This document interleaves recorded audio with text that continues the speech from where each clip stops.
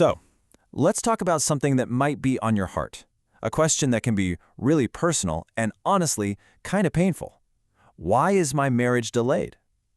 It's all about waiting, trusting, and trying to understand a divine timeline that doesn't always line up with our own. Let's dive in. And if you've ever asked yourself this question, you know exactly how heavy it can feel.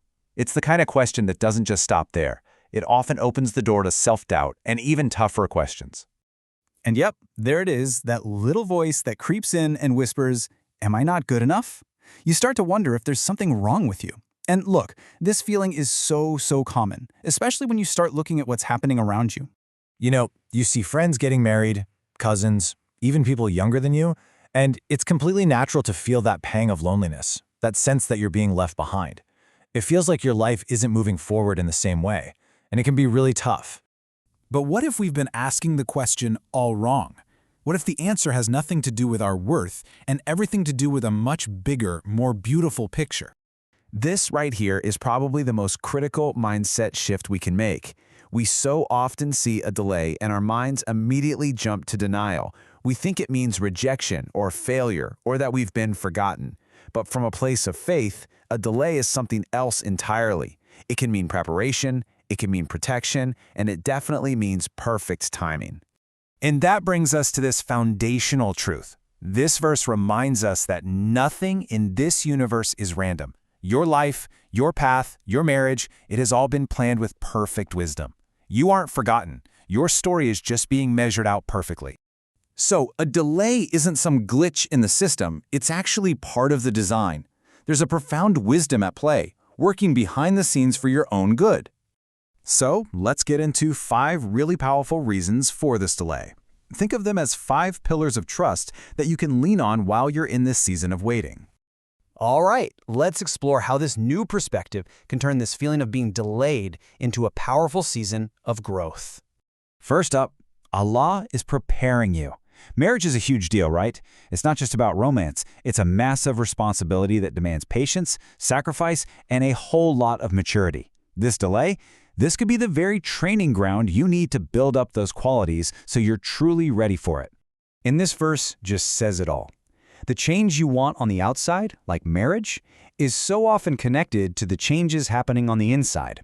So maybe this time is about strengthening your patience or deepening your connection with Him. Remember, the word, it's not rejection, it's preparation. Okay, reason number 2 is huge: protection. You might meet someone and think they're absolutely perfect, or a situation seems ideal, but Allah knows what we don't. He sees things that are completely hidden from us, their true character, their future, their real intentions. This verse is just so powerful. That rejection that stung so much, that relationship that ended abruptly, it might feel like a terrible loss right now, but it could have been divine protection, literally saving you from years of future heartbreak. What you disliked might have been Allah protecting your peace. Number 3 helps us reframe what marriage even is. In Islam, a spouse is considered a part of your rizq, your divinely appointed provision. And just like anything else that's destined for you, it has a fixed time. It won't arrive a moment too early or a moment too late. I mean, how comforting is this verse? It's the ultimate reassurance. Your spouse is written for you. They are part of your provision. No one can take that person away from you, and nothing can stop them from arriving at the exact moment Allah has decreed. It is guaranteed. All right, number 4. This one's really about our spiritual connection. Sometimes Allah delays something our heart wants so desperately, just so our heart will turn back to the one who holds it. Think about it. When you're waiting and wanting, your prayers often become so much more sincere, don't they? You might find yourself praying more, building this incredible relationship with Allah that's deeper than ever before. And that closeness you gain, that might be the real gift. That connection could be even more valuable than what you were asking for in the first place. And finally, our 5th reason, you have to trust the story that's being written for you. We all have our own little plans, but Allah is the best of planners. What you think you want right this second might not actually be what's in His plan for your true, lasting happiness.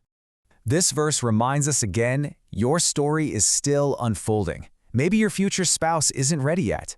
Maybe your paths just need a little more time to align. Trust that when the time is right, it's all going to fall into place more beautifully than you could have ever imagined for yourself. So if your marriage feels delayed, please remember the message isn't that you're forgotten. The real message is to trust the author of your story. Your chapter is completely unique. Trying to compare it to someone else's is like comparing the sun and the moon. They both shine when it's their time. Keep making dar, keep working on yourself, and keep trusting in the beautiful plan that's being laid out just for you.